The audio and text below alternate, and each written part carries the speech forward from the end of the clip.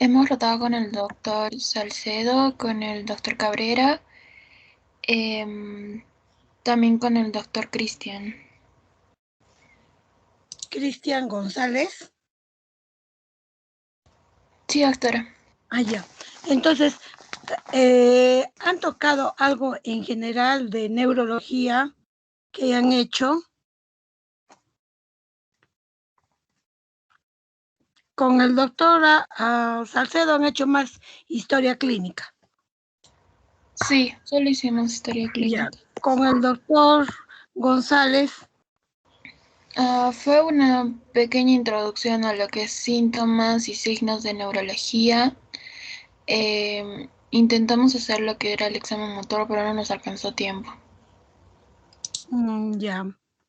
Y con el doctor Cabrera.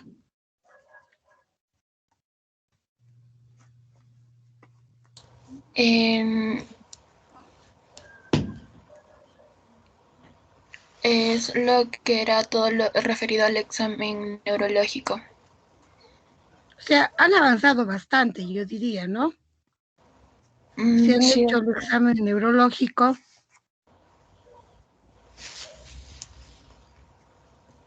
A ver, ¿están todos presentes?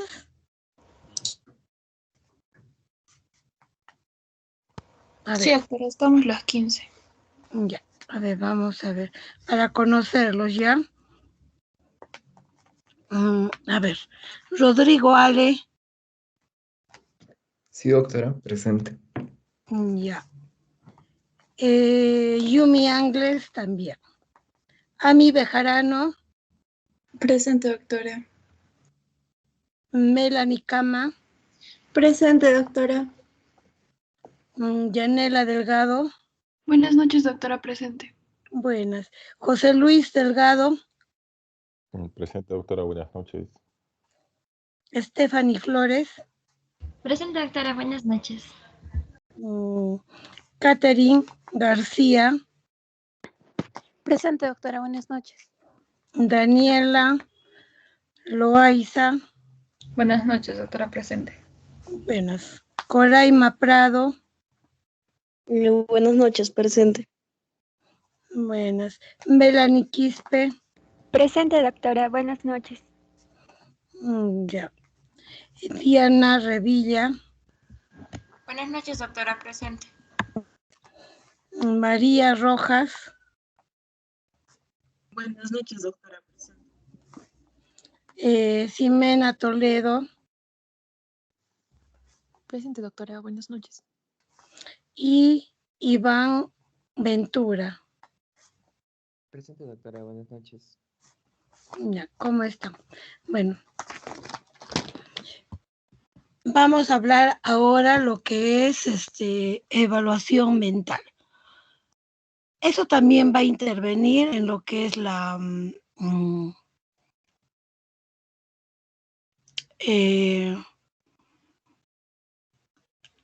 en la evaluación psiquiátrica, ¿ya?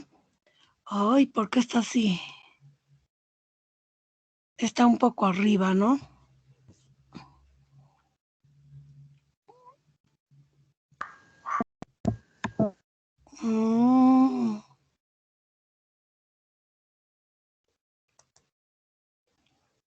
A ver, galería. No sé si podemos verlo más.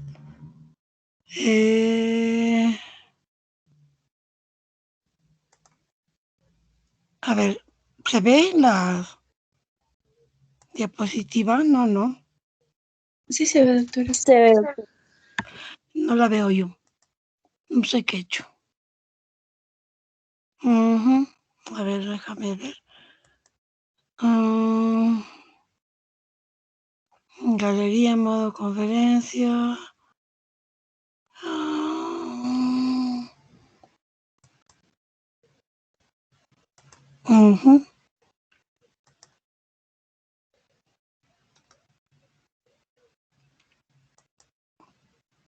No lo veo. Ay, no sé por qué. ¿Me puedes ayudar ahí para poderlo poner en la pantalla? No sé qué he hecho que no lo veo. Doctora, ¿quiere que lo comparta o...? Sí, no sé qué he hecho.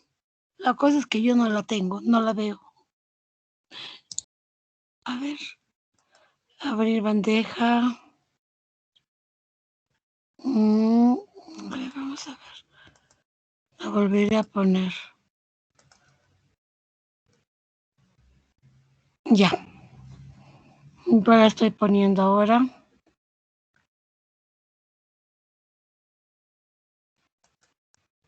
Ya. Pero no sé por qué está tan arriba. La imagen se va hasta arriba.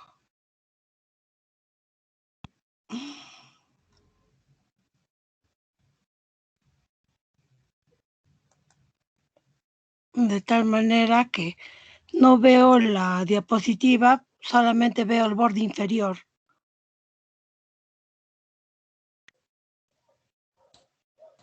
Doctora, ¿no será por la aplicación con la que está compartiendo? O sea, ¿Cuál? si es PowerPoint o No, del porque Drive. no he tenido este problema con los otros grupos.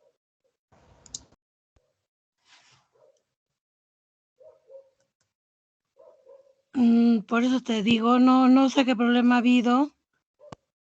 Y ahora me parece esto, auxilio. Modo conferencia, no. Mostrar detalles de la reunión, tampoco.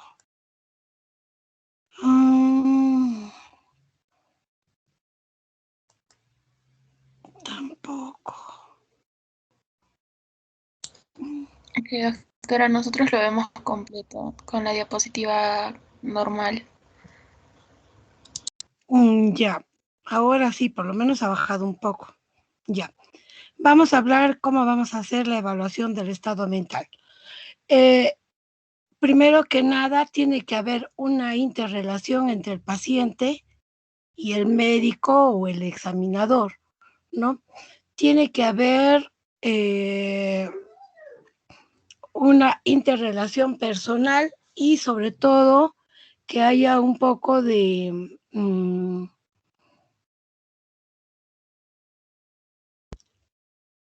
confianza por parte del paciente ante el examinador, porque no todos los pacientes van a ser iguales. Entonces, lo primero que vamos a hacer acá para la evaluación del examen mental es, de nuevo se ha ido para arriba. No sé por qué se va para arriba. No aparece.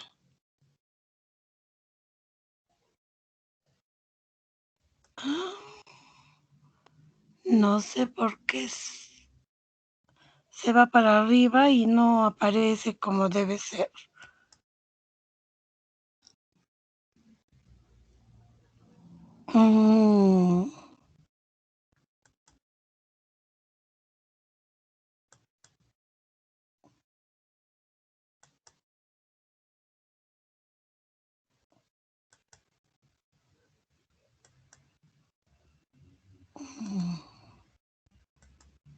Va a tener que estar compartiendo así.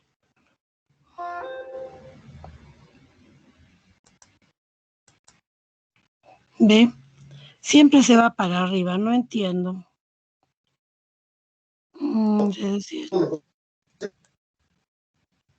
¿Cómo? No te escucho. Si podría apretar F5, doctora. A ver. Lo apreté, pero...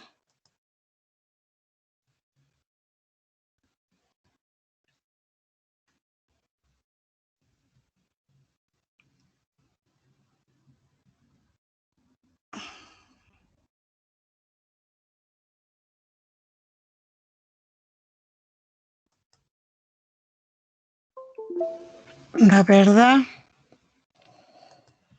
No me sale. Sale, Doctora, dime. ¿y si comparte en pantalla completa? O sea, no solo el PPT, sino toda Y su mi escritorio. escritorio. Sí, A ver.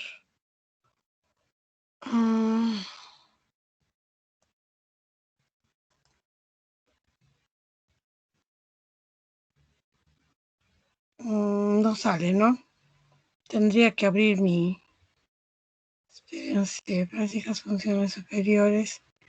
Y ya. Entonces acá tendría que poner. mm,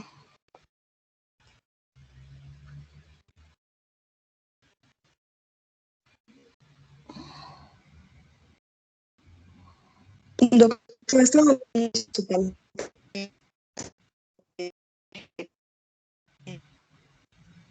Todo bien. ¿Se observa o no? Sí, sí, se observa su pantalla. Pero Puede ir No a se ve la PowerPoint diapositiva. y su archivo. Si va a no se ve el PowerPoint, point, ¿no? no.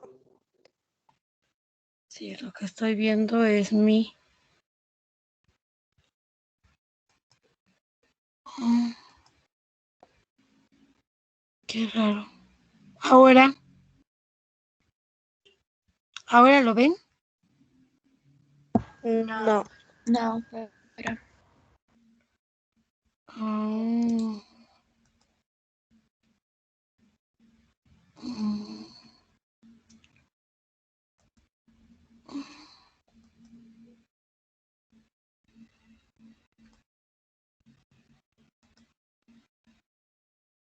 Se supone que está abierto mi PowerPoint de acá.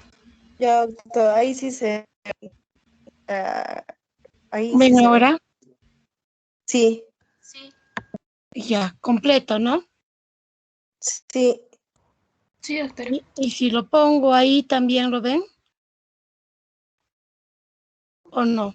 También se ve. Ya. Vamos a hacer la evaluación entonces del estado mental. Primero que nada, ver el estado de conciencia, que viene a ser un requisito obligatorio para evaluar la función mental del individuo. Tenemos que tener en cuenta que la conciencia viene a ser el estado de alerta en el cual se va a mantener indemne el tallo cerebral para que el paciente esté despierto y haya una plena interacción entre la corteza cerebral y la sustancia reticular activadora ascendente, ¿no? Se van a distinguir aquí, sobre todo al momento de hacer la evaluación mental, 4 redes mayores. La del lenguaje, que va a estar en el hemisferio izquierdo. La atención va a estar ubicada más en el hemisferio derecho, el sistema límbico y el lóbulo frontal. Un daño o interrupción en cualquiera de estas redes va a provocar síntomas de las cuales nosotros vamos a poder localizar y poder por lo menos indicar dónde está la función obtenida, ¿no? A ver, nos va a permitir evaluar subniveles y ajustar nuestra exploración. Atención y sus variantes. Habilidades ejecutivas que están sobre todo en el área frontal. El aprendizaje, la memoria, el lenguaje también que está incluido en el hemisferio izquierdo, lo que es el lóbulo frontal y parte del temporal. Las habilidades perceptuales de construcción, visuales, motoras, praxias, noxias y la capacidad cognitiva social, reconociendo el estado emocional del paciente. Ahora, ¿qué es la atención? que es la concentración y orientación en el paciente. La atención viene a ser la habilidad para atender un estímulo específico sin ser distraído por estímulos externos. Evaluaremos la atención espontánea, la atención dirigida, atención selectiva, voluntaria y una atención dividida. Cuando tenemos una alteración de la atención, encontraremos varios acápites. Habrá una distraibilidad, que viene a ser cambios bruscos de la atención y en una inestabilidad de la misma. Suele aparecer sobre todo en trastornos por déficit de atención, con hiperactividad. La hipoprosexia, que viene a desestabilizar la atención y empeora el rendimiento. La prosexia es la reducción máxima de la disposición atencional, una ausencia total de atención. Eso lo encontramos sobre todo en los pacientes con demencia. La hiperprosexia viene a ser la alteración transitoria de la conciencia, que lo vamos a encontrar sobre todo en los episodios maníacos. Se da una intensificación y una focalización excesiva de la atención, con frecuencia acompañadas de hipervigilancia e hiperlucidez. La perseveración, que viene a ser permanecer en una misma acción. ¿Cómo tenemos que explorar la atención? Durante la entrevista observaremos cómo el paciente presta atención a los procedimientos del examen y la forma espontánea o meditada de concentrarse y para que pueda responder a las preguntas, ¿no? Precisar la magnitud del estímulo que se requiere para despertar su atención, el tiempo que la va a mantener y facilidad o dificultad para poderla mantener la atención. Haremos algunas pruebas sencillas, como es cuantificar algunas alteraciones, como es la cancelación de ceros con la prueba de Baldisán, que puede ser reemplazada con la forma de tachar letras en un escrito predeterminado, así como la sustracción seriada de restar de 7 en 7, también la exposición brevísima de segundos de una lámina que contenga 10 objetos y luego preguntarle qué objetos estuvieron presentes en dicha lámina, ¿no? Esto es en relación a la atención. La concentración viene a ser la capacidad de sostener de manera voluntaria la atención durante un periodo de tiempo prolongado. La evaluación de la atención y concentración en el estado mental se inicia espontáneamente al interrogar al enfermo en el consultorio o al lado de la cama, al evaluar la capacidad del paciente para describir su enfermedad y para dar respuestas acordes con el interrogatorio. Es posible evaluar mediante la observación la apariencia. ¿Qué apariencia tiene el paciente? ¿Qué actitud toma? ¿Qué conducta? ¿Cómo se expresa? ¿Cómo reflexiona ante las preguntas? Y cómo las contesta, incluso si hay percepción o no del paciente, ¿no? Ahora,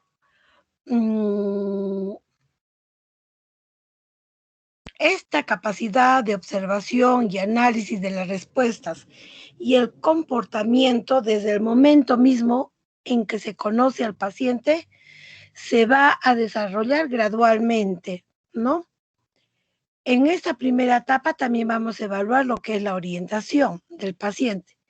Preguntaremos en qué fecha estamos en relación al tiempo, cómo se llama y si está acompañado, quién es la persona que lo acompaña. ¿Y dónde está en esos momentos? Le preguntaremos si está en su casa, en la iglesia, en una comisaría o en el hospital. Entonces esperaremos que nos haga una respuesta correcta, ¿no? A no ser que haya algún tipo de alteración. Valoraremos si la capacidad de atención, concentración, va a permitir evaluar el estado mental y sus funciones cognitivas. La memoria. La memoria es crítica en la conducta de la vida diaria y tiene un papel primordial en la personalidad. La memoria tiene la capacidad de integrar información, codificar, almacenar y analizar y recuperar a partir de diferentes fuentes lo que se ha aprendido. Una distinción que divide la memoria, de acuerdo con su duración, en componentes de corto y largo plazo. Tenemos la memoria sensorial, que va a ser a través de las vías sensoriales como son la audición y la visión.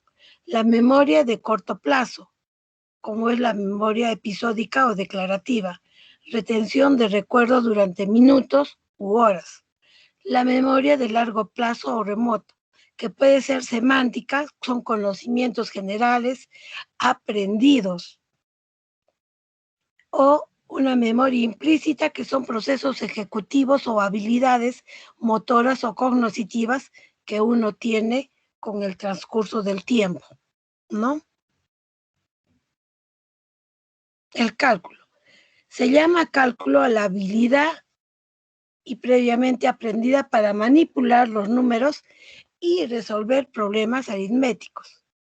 Se examina solicitando al paciente que realice operaciones básicas según el nivel de escolaridad. Dentro de las alteraciones que podemos encontrar es la calculia y anaritmetría. Le indicaremos, leeremos un dictado de algunas series, veremos la escritura, la lectura de algunos números en voz alta, que copia algunos números, algunos cálculos aritméticos orales y escritos y un razonamiento aritmético. También evaluaremos el juicio y la autocrítica. El juicio y la autocrítica tienen que ver con la capacidad para utilizar los conocimientos que ha aprendido y aplicarla en situaciones nuevas o poco familiares. Una forma de evaluar el juicio durante la entrevista consiste en valorar la conciencia de la enfermedad del paciente, sus planes y metas futuras, incluso sus limitaciones. Dentro de estas alteraciones de juicio, tenemos el juicio debilitado por trastornos emocionales, que puede ser por fatiga, angustia, el juicio desviado, cuando hay una distorsión de la evaluación crítica de la realidad, el juicio deficiente, donde va a haber un déficit de captación de conocimientos, un juicio suspendido cuando hay una pérdida de la autocrítica y de la realidad externa. Entonces, es un proceso complejo donde van a aprender un objeto o un aspecto de un objeto o situación. El pensamiento se va a reconocer a través del lenguaje oral, escrito o mímico. Las alteraciones del pensamiento pueden ser en el contenido, en el curso o progresión y en lo formal o intrínseco. Esto que les voy a indicar lo van a ver más ampliamente en lo que es psiquiatría, ¿ya? En las alteraciones en el contenido tenemos pensamientos delusional o delirante, donde va a haber una alteración del juicio con la creencia o el saber erróneo,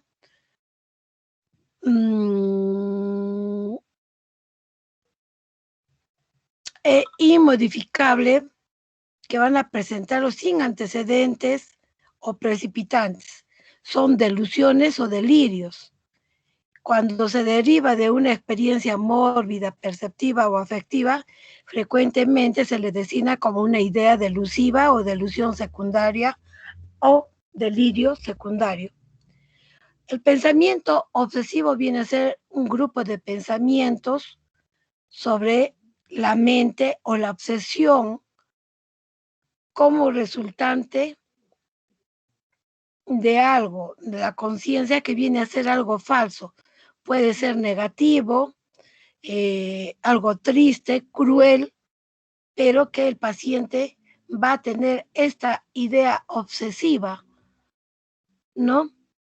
Y a veces, con el fin de estar pensando en lo mismo, o se va a obligar a hacer una repetición, y el acto viene a ser la compulsión.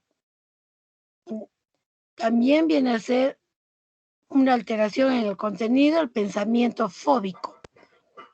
Cuando hay un temor irracional a un objeto, puede ser la agorafobia. Dentro de esto tenemos 3 acápites: la agorafobia, que es el temor a estar o sentirse solo, a una fobia social, es un miedo persistente e irracional a las situaciones en las que el sujeto puede verse expuesto o observado. A las fobias simples, o puede ser fobia a los animales, a los reptiles, insectos, al hecho de estar encerrado, a la claustrofobia, o el temor a las alturas, como es la acrofobia. Las ideas sobrevaloradas vienen a ser los pensamientos de aspecto afectivo de convencimiento, que va a predominar sobre lo racional. Esto sobre todo se observa en los políticos, en algunos artistas religiosos o en los hinchas de algunos partidos, ¿no? De algunos equipos. En las alteraciones en el curso o progresión tenemos la disgregación del pensamiento. Es decir, que no hay una ideación o una hilación entre lo que está pensando, entre las frases u oraciones que va a elaborar, ¿no? Adecuadas. El pensamiento inhibido o lentificado, donde va a tener una dificultad en la fluidez o hacer asociaciones entre algunas oraciones.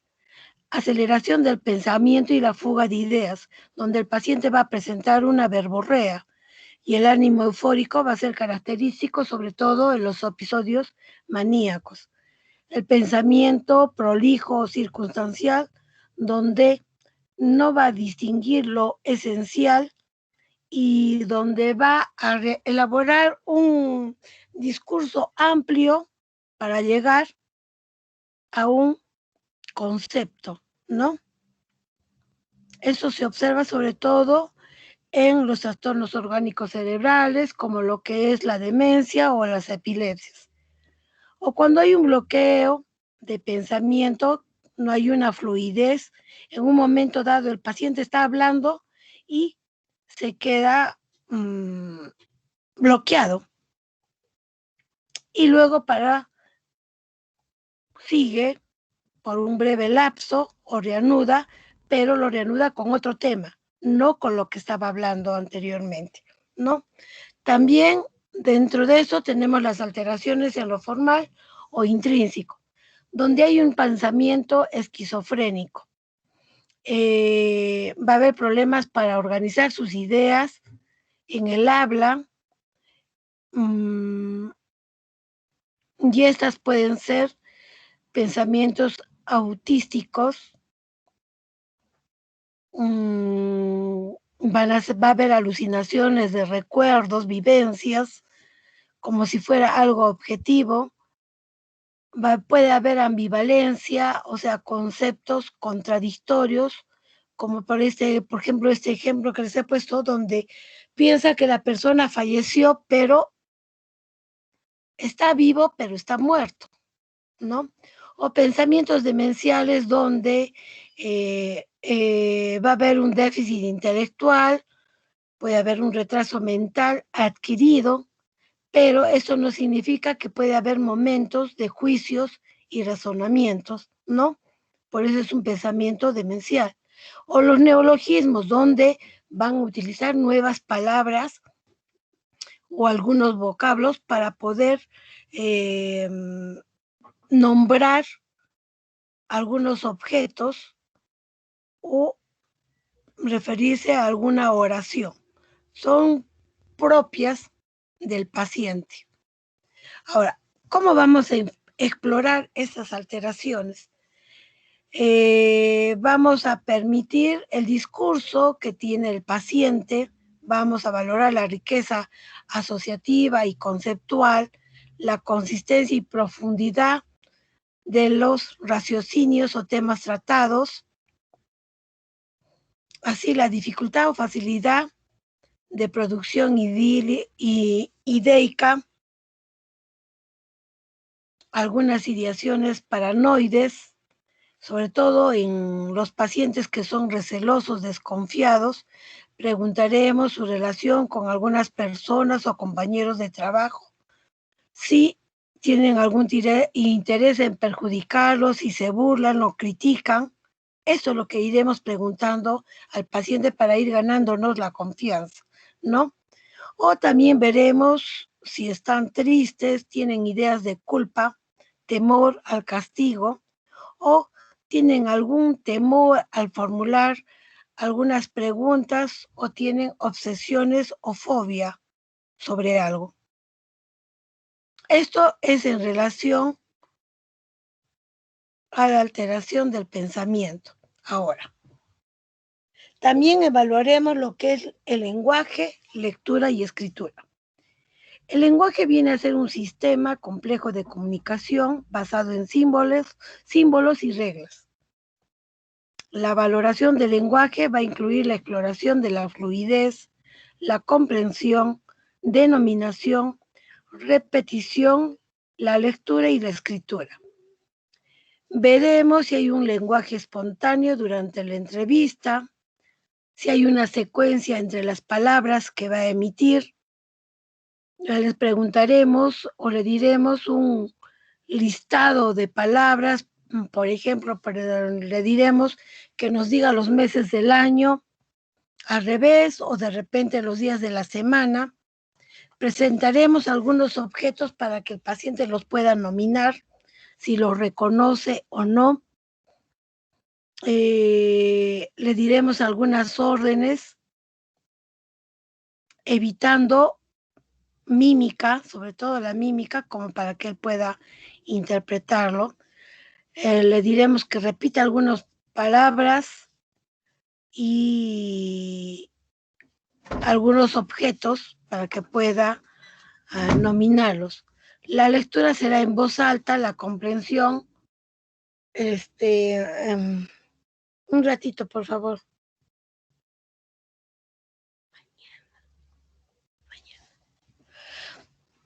Lectura en voz alta, su comprensión. Si la escritura puede hacerlo con el dictado, puede copiar un párrafo, es espontáneo o hay limitaciones. Si en la articulación de lenguajes, si hay algún problema para poderlas emitir, por decir, si tienen disartria o no, o hay algún tipo de limitación, ¿no? Al momento de poder articular alguna palabra.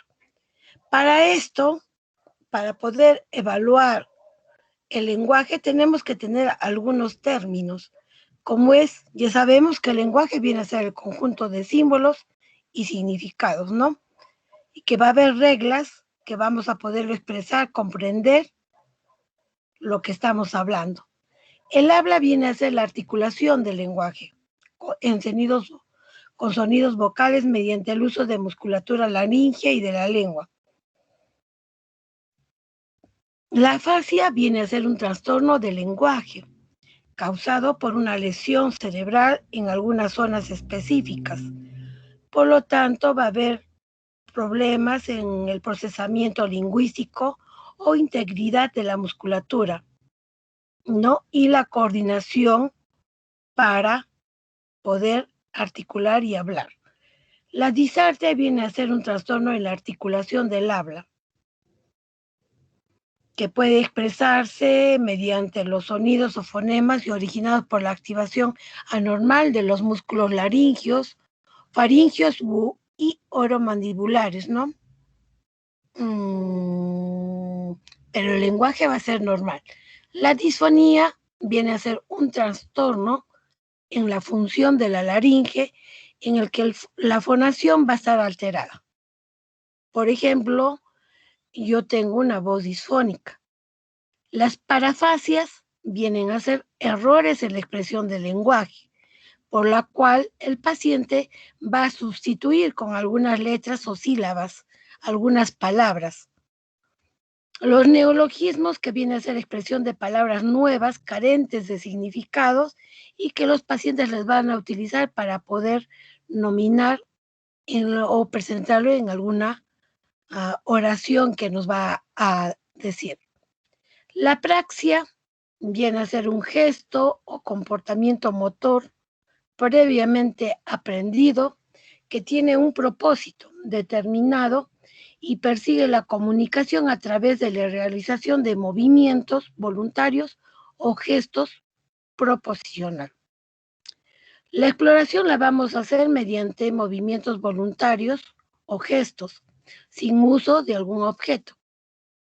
Por ejemplo, gestos elementales, por ejemplo, decirle que cierre los ojos, cierre los puños, que de repente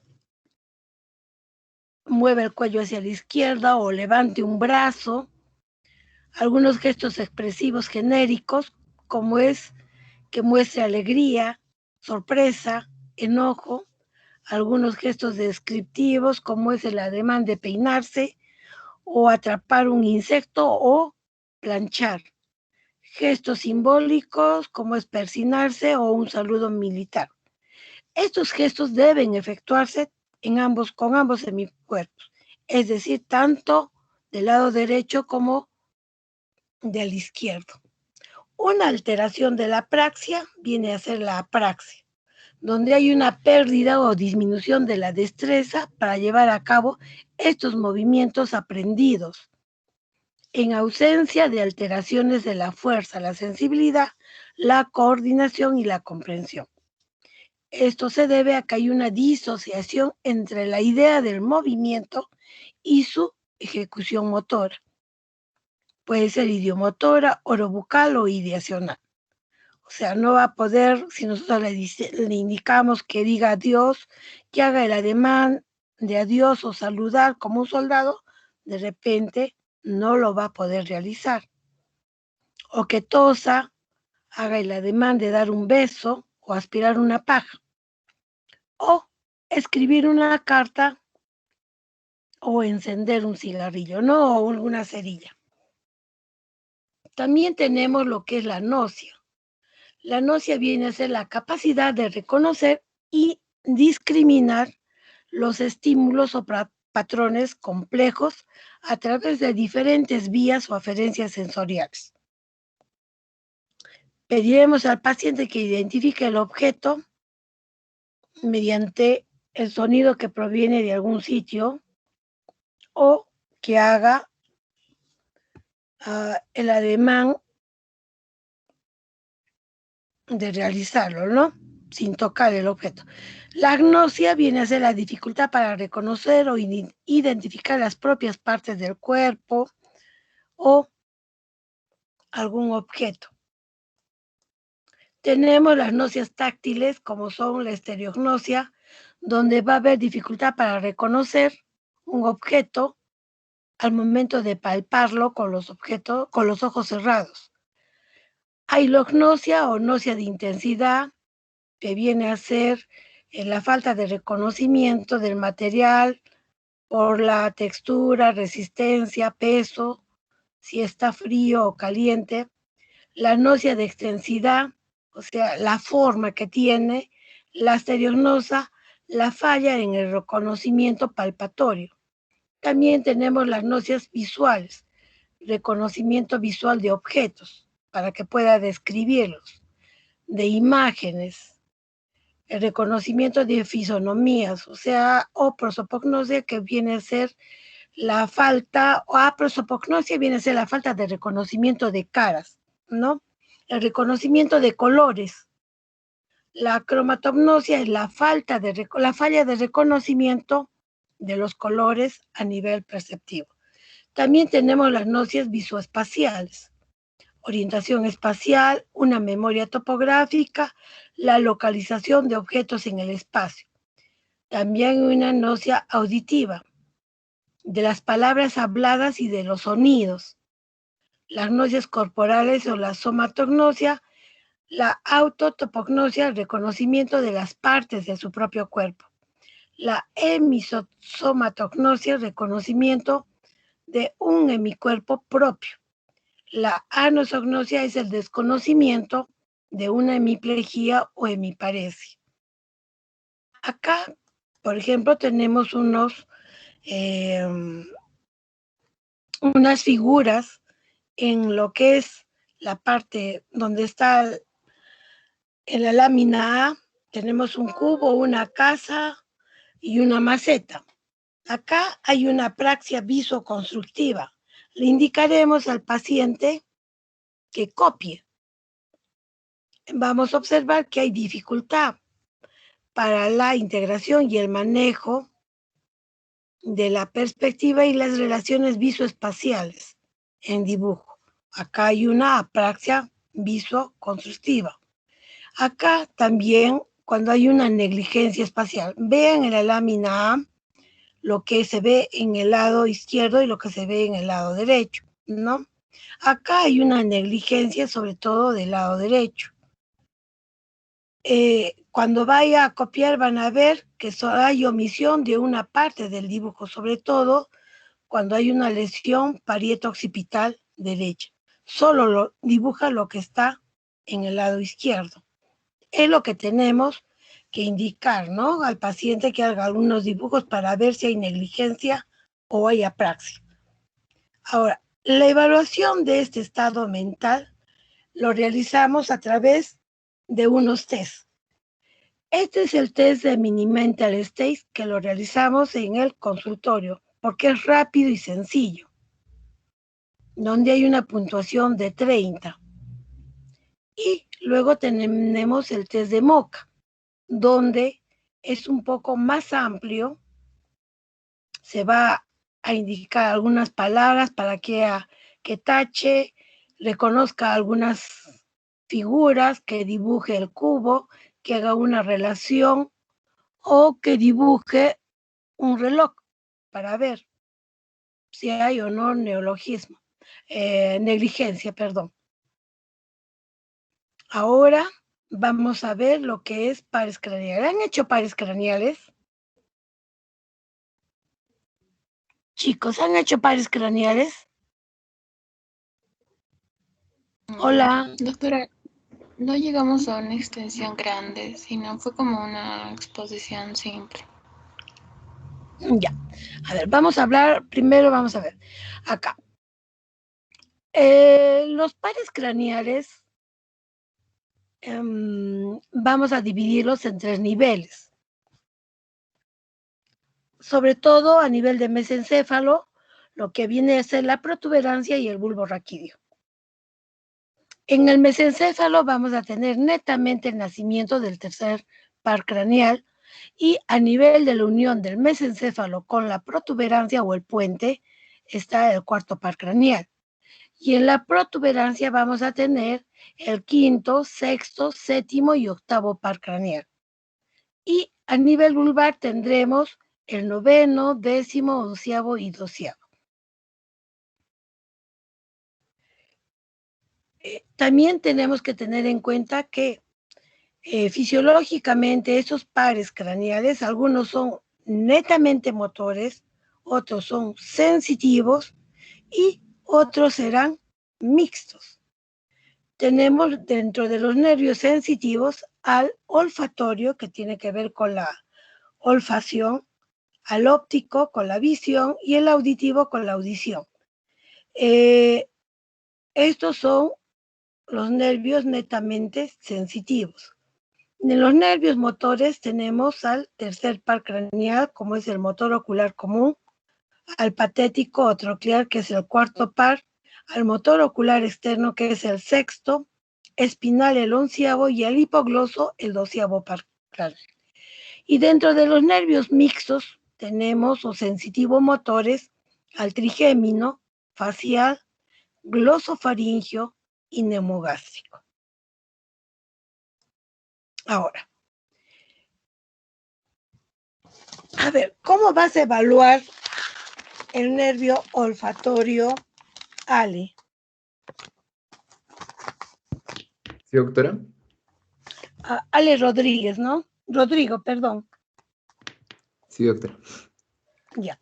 A ver, ¿cómo evalúas lo poco que han hecho? A ver, ¿cómo vas a evaluar lo que es el primer par craneal, el nervio olfatorio? Por lo menos ahí en la imagen, para que tengas una idea. Claro, al tratarse pues de un nervio que es prácticamente en su totalidad sensitivo, pues se le puede exponer a estímulos olfatorios que sean bastante fuertes, ¿no? Evitando de cierta manera los compuestos que tengan amonio, ya que estos también pueden ser irritantes. Claro. Evaluando pues cada uno por separado, ¿no? O sea, se tapa una narina y se evalúa, se le expone al paciente a esta sustancia, lo que sea que se pueda utilizar, que puede ser bastante variado, y lo mismo se hace con el otro lado. Ya, muy bien. Está muy bien, Ale. Lo que has dicho está bien. Siempre se evalúa con los ojos cerrados, ¿ya?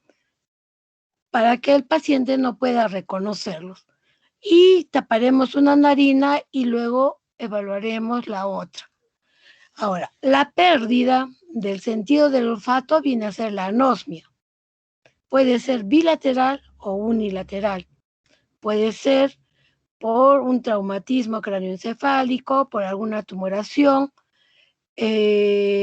También puede ser propiamente locales cuando hay problemas de obstrucción nasal, rinitis, sinusitis. La hiposmia viene a ser una disminución de la olfacción.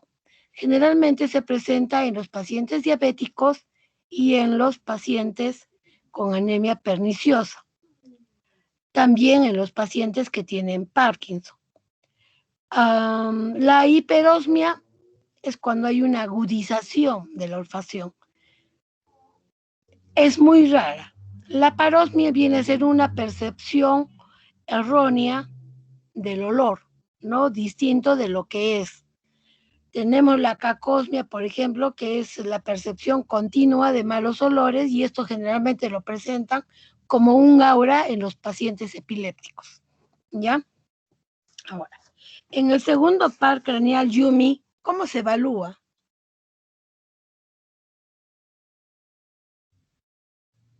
Yumi, Doctora, ¿me escucha? sí, te escucho. Ya. En el caso del segundo nervio craneal, podemos evaluar con la visión de lejos y de cerca, creo que es con la tabla de Snellen. Ya. Y se examina cada ojo por separado y se tapa uno al examinar un ojo. Ya. Ami, ¿qué más examinamos con el nervio óptico?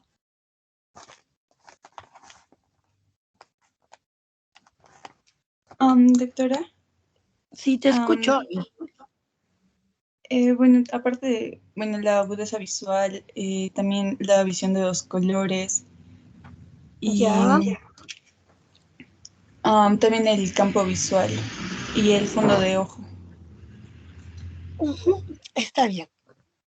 A ver, en el nervio óptico, ustedes saben que es netamente sensitivo, ¿no? Entonces tenemos que ver la agudeza visual a una distancia con ayuda de la lámina de Snell, a una distancia de 6 metros, evaluaremos la agudeza visual y también la evaluación de los colores por medio de la tarjeta de Inichihara, ¿no? No. No, no, no, no, no.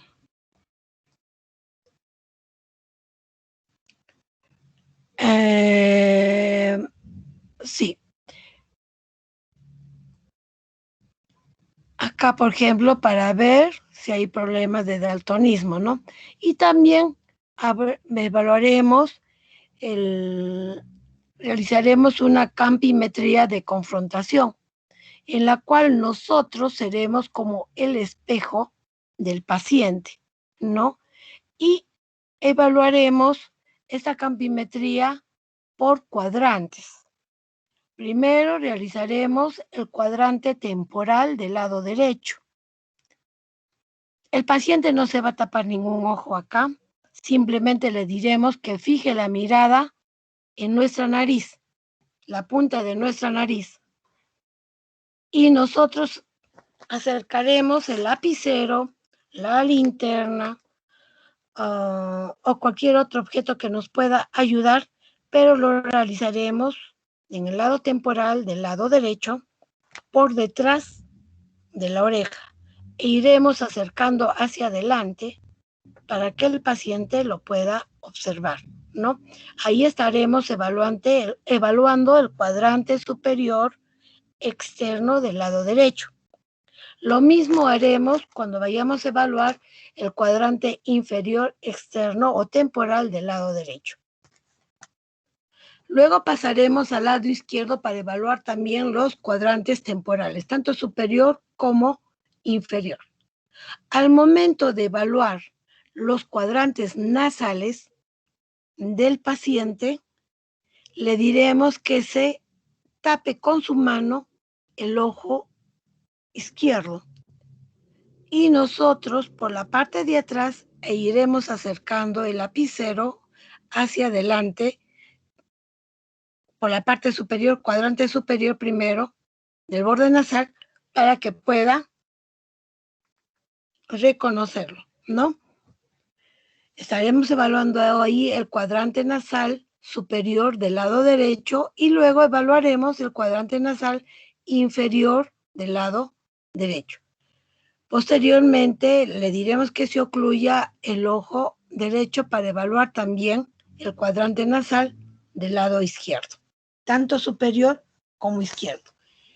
Al momento de ir evaluando, veremos si hay algunas alteraciones. Como por ejemplo acá, si hay una lesión a nivel del nervio óptico, tendremos que no va a poder observar absolutamente nada. Si hay una lesión a nivel del quiasma óptico, tendremos una hemianopsia homolateral, o sea, de las regiones temporales.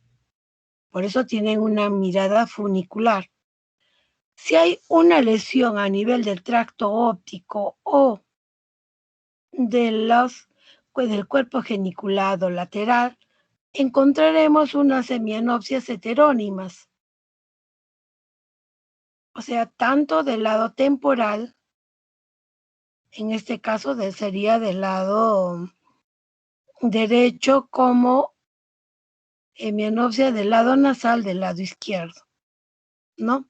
Y si hay una lesión a nivel de uno de los labios calcarinos, a nivel occipital, encontraremos una cuadrantopsia. Ahora, también haremos un fondo de ojo. No todos ustedes van a tener el oftalmoscopio para realizar este fondo de ojo. Será a una distancia de 15 centímetros. Evaluaremos ojo derecho con ojo derecho y izquierdo con izquierdo. Primero localizaremos cualquiera de las arterias, sobre todo a nivel nasal, para luego ubicar la papila. ¿Ya? Esto es en relación a lo que es el segundo par craneal del nervio óptico sensitivo. A ver.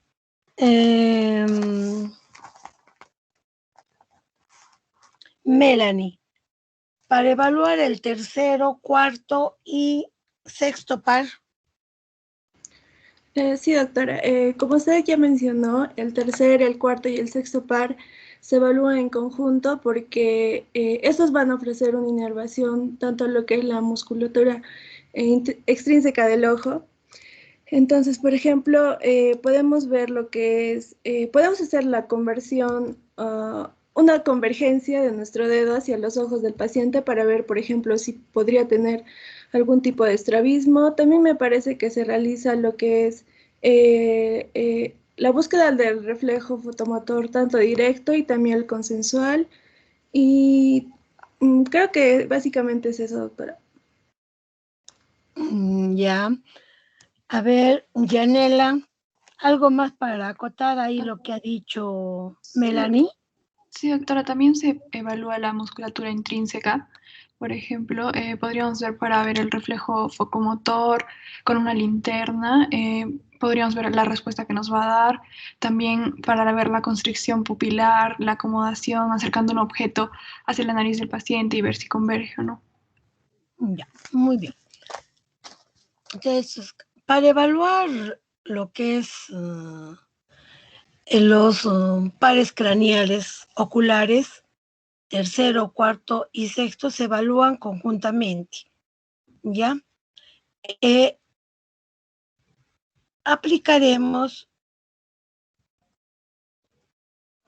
por ejemplo, aquí en esta lámina, con ayuda de un lapicero o el bajalenguas o bien con la linterna, le diremos a nuestro paciente que nos mire primero fijamente a nosotros.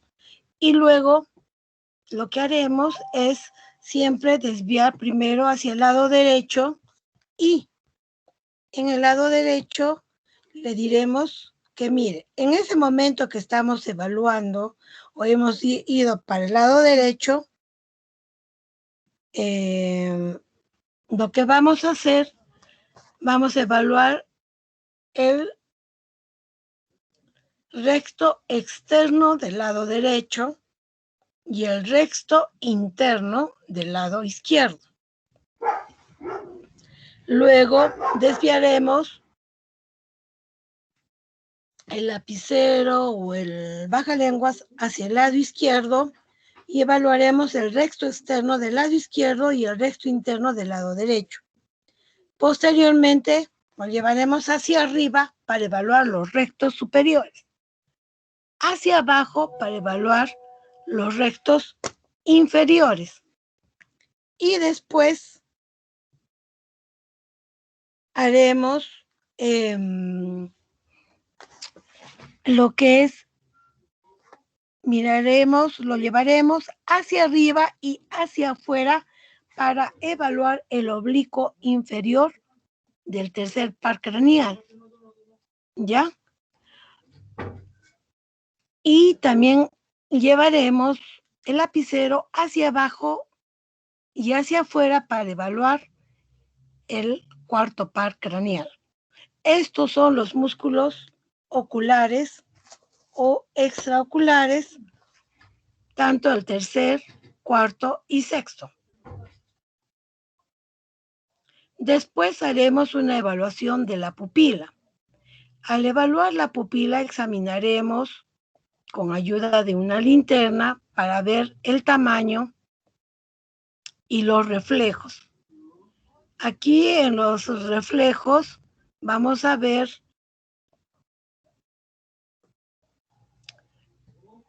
el reflejo fotomotor directo, el consensual y el de acomodación y convergencia.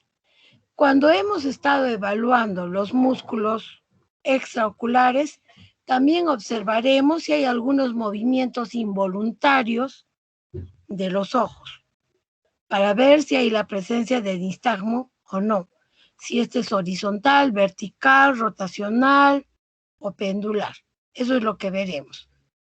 Y al momento de evaluar eso, también vamos a ver si hay parecia de alguno de los músculos extraoculares, de los rectos superior, externo, interno, inferior, o de los oblicuos.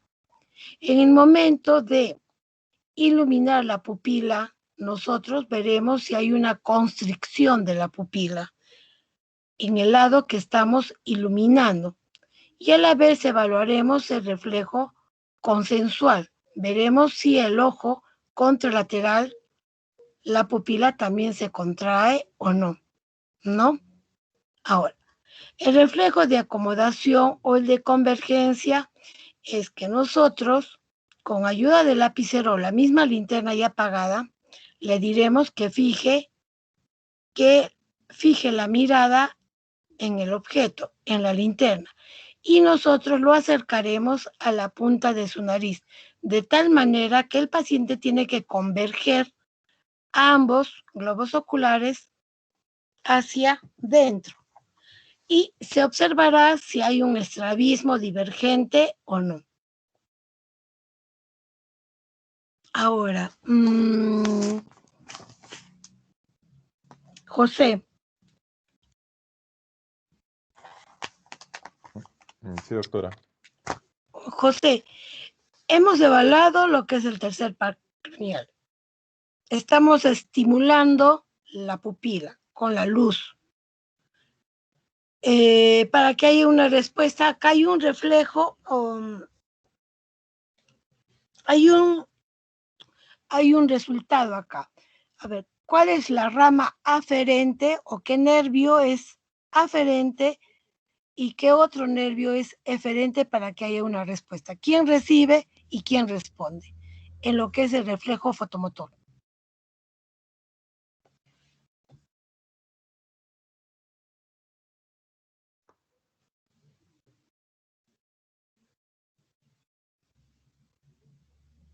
José.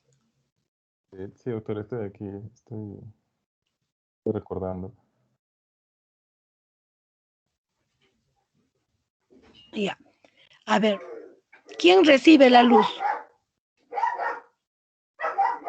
Yo ilumino tu pupila. ¿Quién recibe la luz? La retina. ¿Qué? La retina. No te escucho, dime.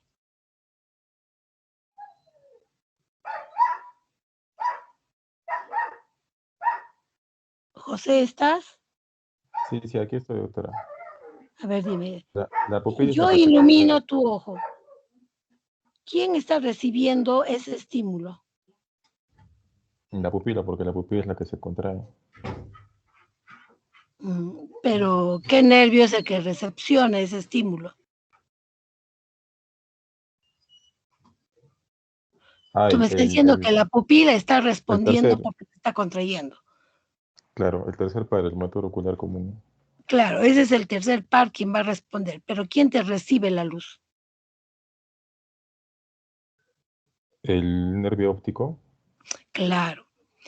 En este reflejo fotomotor intervienen dos nervios craneales. Tanto el segundo, que va a recepcionar la luz, y el tercer par craneal, que va a responder por medio del núcleo o subnúcleo del Edinger-Westphal para que pueda contraerse la pupila, ¿no? Ya.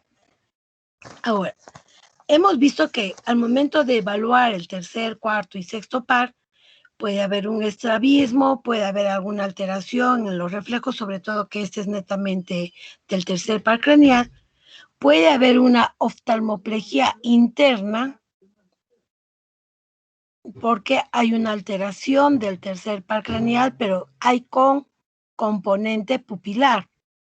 Cuando es una oftalmoplegia externa, netamente puede ser del tercero, cuarto o sexto par. ¿Ya? Ahora, también podemos observar una crisis oculogiria. ¿Qué significa esto? Que los pacientes pueden presentar una desviación conjugada de ambos ojos hacia uno de los lados, derecho o izquierdo. Y eso no, para nosotros, para los neurólogos, significa que el paciente probablemente esté convulsionando. No tiene sus componentes, no está presentando los movimientos tónico-clónicos, pero hay una crisis oculogiria.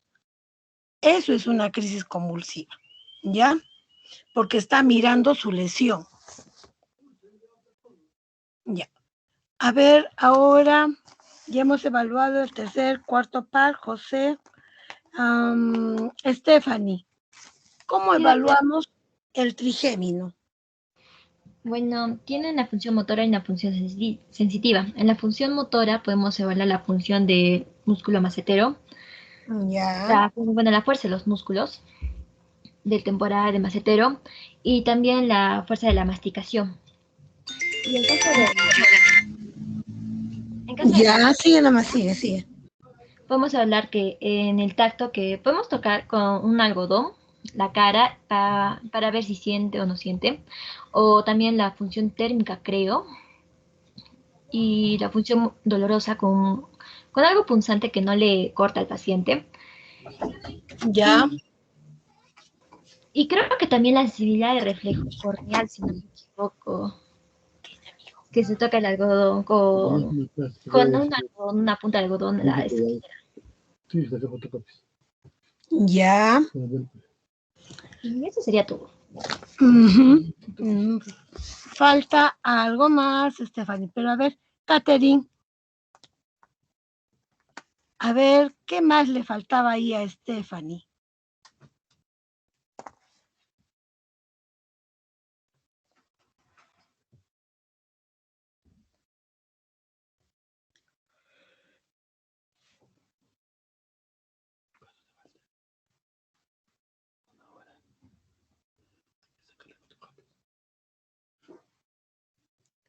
Stephanie, ¿estás? Sí, doctora, ¿la palpación de los músculos podría ser? ¿Ah? La palpación de los músculos. No, Catherine está. Catherine García.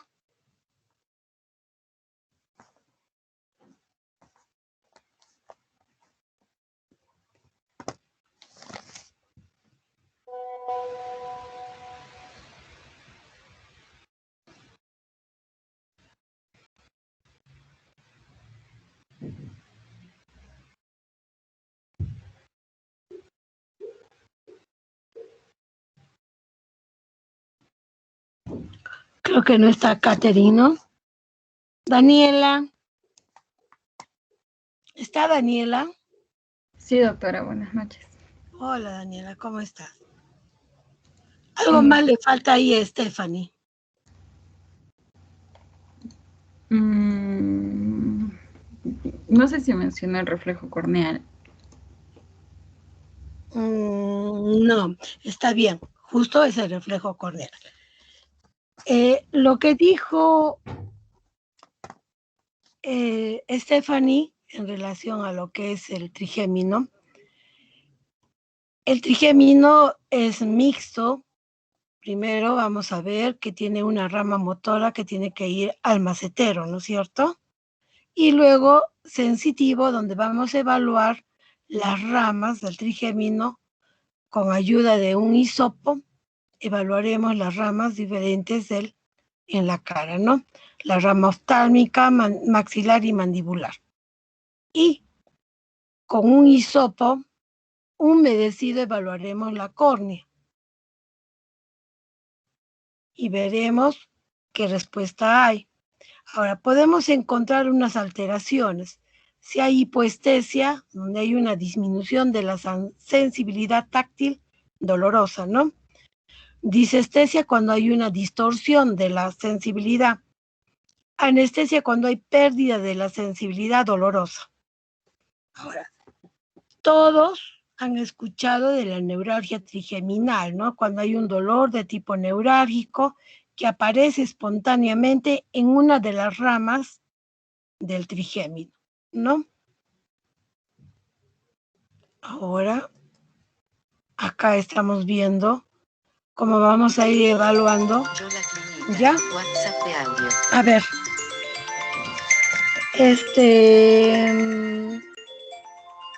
Coraime, ¿cómo evaluamos el séptimo par? A ver, Yolita, dime.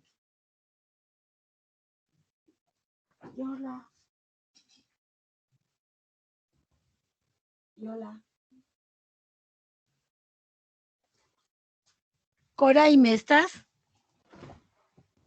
Doctora, Catherine sí está en la llamada, solo que tiene problemas con el audio. Ya. Coraime, ¿cómo evalúas el séptimo par Sí, craneal? doctora.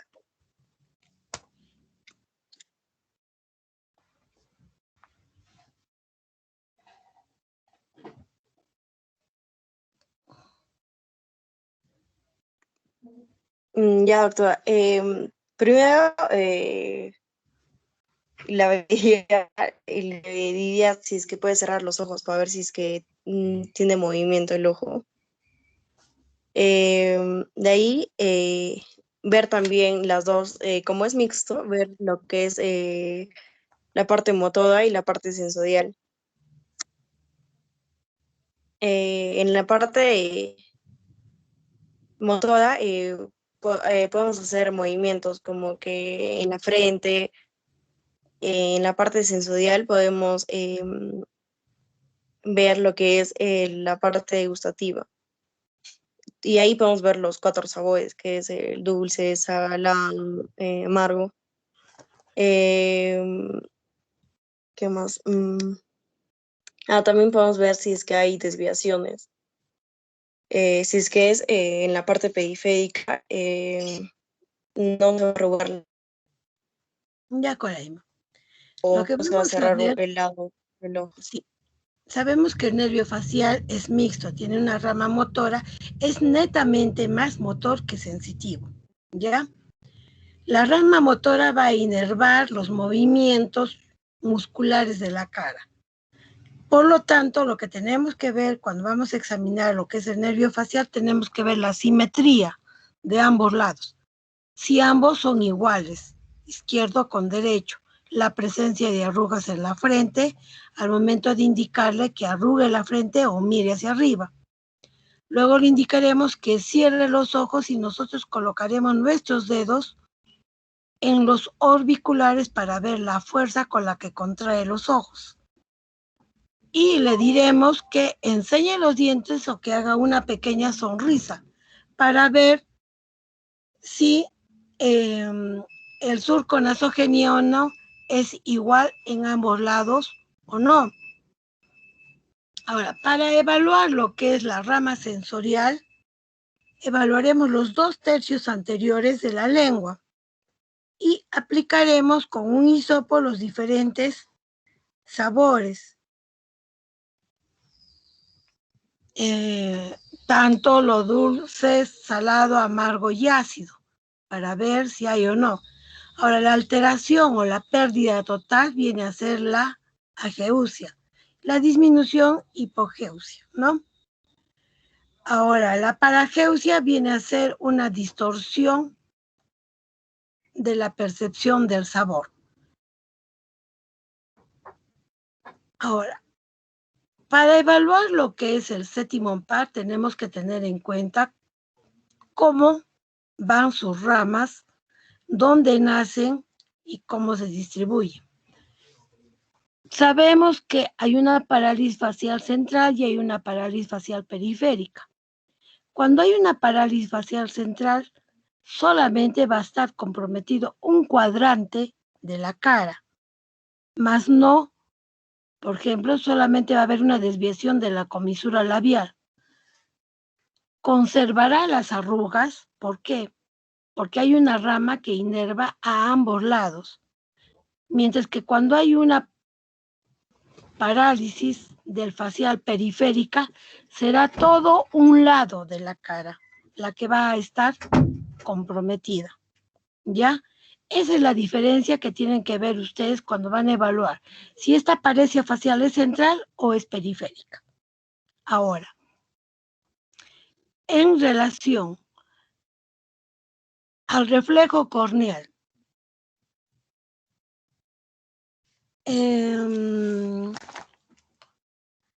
Melanie,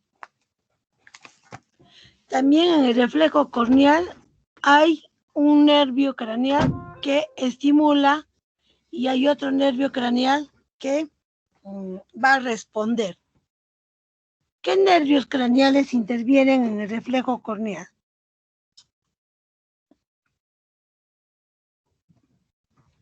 Melanie.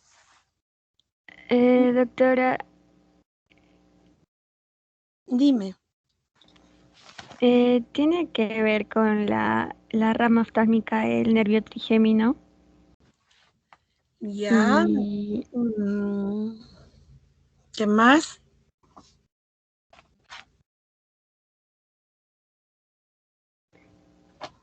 y la eferente vendría a ser el nervio facial.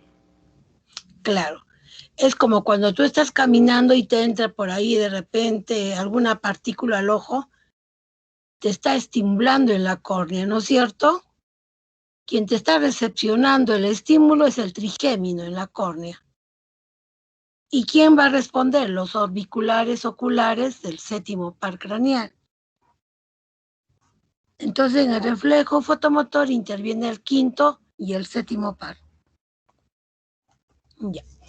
A ver, Diana, ¿cómo examinamos el octavo par craneal?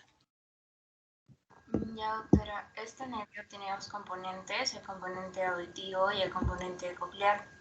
El componente auditivo, bueno, hay las pruebas de, me parece, la voz cuchicheada, el frotar el cabello, ¿no? Acerca al oído del paciente, obviamente. También había la prueba del reloj. Y en caso que el paciente no escuchara esas pruebas, se hacía la prueba de Ring y de Weber. La de Ring era con el diapasón a la altura más o menos detrás del oído, en la apófisis mastoides, y la de Weber era haciendo sonar el diapasón en el cráneo. La porción vestibular sí, ¿no? La porción vestibular, esa se evalúa, bueno, es para evaluar, se evalúa con la maniobra de Romberg, que el paciente cerraba los ojos y podíamos ver si se iba a un lado o si se caía, ¿no? Si se balanceaba. Ya, Diana. Entonces, en el octavo par craneal, como aquí bien lo dices, vestíbulo coclear. Tenemos una rama coclear y una rama vestibular. La coclear tiene que ver con la audición y la vestibular con el equilibrio, ¿no? Entonces se van a explorar por separados. Para evaluar la rama coclear, utilizaremos con ayuda del diapasón para ver si hay algún tipo de alteración en la audición, si esta es sensorial o es solamente de conducción. Colocaremos el diapasón a nivel del vértex para ver, haremos la prueba de Weber, colocaremos en la frente o en el vértex para ver si el paciente siente o no en ambos oídos, y el paciente nos dirá en cuál de ellos está disminuido. Y en la prueba de Rinne colocaremos a nivel de la apófisis mastoides y le indicaremos cuando deje de escucharlo, lo colocaremos el diapasón a 5 centímetros del conducto auditivo externo del mismo lado. Porque como ustedes saben, todo lo que es la vibración y la audición es mejor por vía aérea que por vía ósea, ¿no? Entonces esto nos determinará o nos indicará que probablemente hay un daño a nivel sensorial, ¿no? Ahora, también vamos a explorar lo que es la vía vestibular. Y en la vía vestibular haremos algunas maniobras. Haremos la maniobra de Romberg, donde pediremos al paciente que se ponga de pie con ambos pies juntos y ojos cerrados y nos colocaremos hacia uno de los lados para evitar que el paciente se caiga. Veremos si hay alguna lateropulsión o no. Sabemos que esta prueba de Romberg es positiva cuando hay un problema a nivel de cerebelo, a nivel vestibular y a nivel de los cordones posteriores. Nosotros iremos descartando esta prueba de Romberg si es netamente vestibular o puede ser cerebelosa. Para eso nosotros aplicaremos algunas pruebas de dismetría para ver si hay alteración o nos indique que haya compromiso cerebeloso. Una. La otra será la presencia de nistagmus, porque cuando hay esa sensación de vértigo, donde hay esa sensación de que estamos rotando, hay un malestar general, náuseas, vómitos, suele haber generalmente nistagmus, donde hay unos movimientos involuntarios de la pupila. Este puede ser horizontal, vertical, rotatorio, pendular, y esto nos pueda indicar si es periférico o central, indirectamente, ¿no?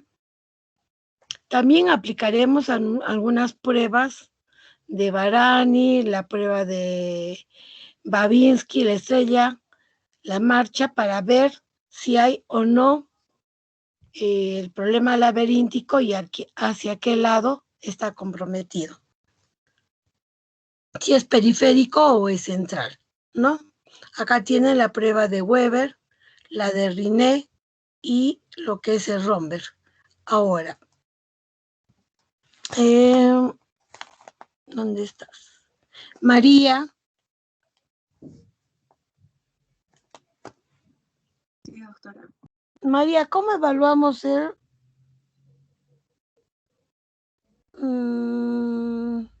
noveno par? Bueno, los afaringios se podría evaluar por el fenómeno de Permet, quizás, en donde se va a pedir que al paciente que abra bien la boca, se le va a ordenar decir A, mientras nosotros vamos a observar la pared posterior de la faringe, en donde normalmente se va a producir la contracción de la pared posterior. Lo que no ocurre es que este par estaría lesionado. ¿Y cómo nos damos cuenta? A ver, ¿qué es lo que tienes que observar? En la pared posterior, ¿qué vas a observar? La úvula, doctora. Claro, ya. Ximena, ¿cómo evaluamos el glosofaringio? Perdón, el vago. Sí, doctora. Bueno, usualmente el vago y el anterior, el par 9 y el par 10, se van a evaluar juntos, porque van a tener funciones similares, ¿no? Pero, por ejemplo, para este nervio vago vamos a evaluar o vamos a valorar un poco del reflejo nauseoso, pidiéndole al paciente que abra la boca y utilizar la punta de algún aplicador para estimular la parte posterior de la laringe. Otra maniobra también es la valoración de la dilución y que se lleva a cabo por la observación de la posible disfagia del paciente cuando bebe agua o alguno de estos casos. Iván, ¿y cómo evaluamos el hipogloso? Bueno, doctora, el hipogloso en sí solo se observa primero pasivamente la lengua, y ya después se le pide al paciente que ejecute movimientos con la lengua de protusión, laterales o elevación. Y también nos podemos oponer a sus movimientos, ya sea con un bajalenguas o empujando la mejilla en estos movimientos laterales de la lengua, ¿no? Ya. A ver. Cuando vamos a evaluar lo que es el noveno par, vamos a observar. Le pediremos al paciente que abra la boquita y antes de estimular el reflejo nauseoso, veremos la lengua. Observaremos si la lengua es simétrica o no, si la consistencia es igual en ambos lados o no. ¿Ya?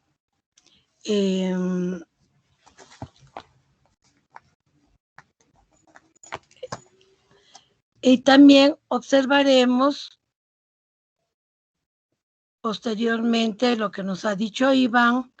Como saben ustedes que el hipogloso es netamente motor. Le diremos que haga unos movimientos con la lengua hacia arriba, abajo y a los lados. Y posteriormente, para valorar la fuerza de la musculatura lingual, que cierre la boca y que protruya con la mejilla hacia afuera, y veremos la fuerza de cada lado de la lengua, ¿no? Ahora, al momento que abre la boca también observaremos en la pared posterior, veremos lo que es el velo del paladar y la úvula central. Eso es lo que tenemos que ver, que la úvula es central y que el velo del paladar sea simétrico. Si observamos el signo de la cortina, es decir, que uno de los velos del paladar esté caído o desviado, es que nos está indicando que hay una lesión del glosofaringio. Por lo tanto, si el velo del paladar está caído y la úvula va a estar desviada más para un lado, y cuando nosotros toquemos la úvula, veremos si hay un reflejo nauseoso o no. En ese momento estaremos evaluando lo que es el décimo par, ¿no? Si hay o no la presencia del décimo par, sobre todo.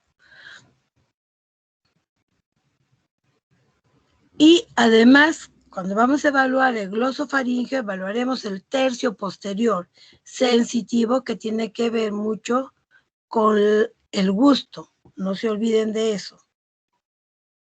¿Ya? Ahora, en el décimo par también veremos si hay compromiso o no del nervio laringio con los cambios de la voz, si es ronca, si hay una voz bitonal o si hay afonía o parálisis de ambas cuerdas vocales, ¿no? Eso es lo que vamos a ver, ¿no? Si la úvula es central o no, el velo del paladar es simétrico o no. Ya. Para el reflejo del paladar, el reflejo nauseoso, Jimena, ¿qué nervios craneales intervienen?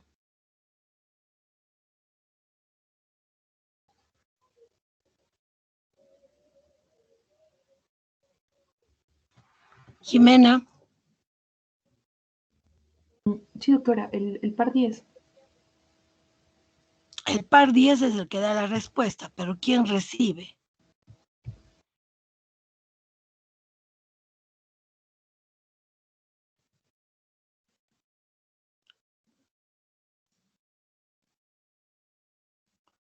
Yo lo voy a tocar la úvula. ¿Quién recepciona esto que toco? El par 9. Claro. En el reflejo nauseoso interviene el noveno y el décimo par. El noveno me va a recepcionar y el décimo va a responder, ¿no? Ya. Y el último par, que también es netamente motor, es el espinal. Y esto nosotros le indicaremos al paciente que haga movimientos laterales de la cabeza y luego le pediremos que voltee, por ejemplo, hacia el lado derecho, y nosotros aplicaremos cierta resistencia y veremos la fuerza del esternocleidomastoideo, del lado que estamos colocando la resistencia. Y para evaluar lo que es los trapecios, indicaremos que eleve los hombros, ¿no?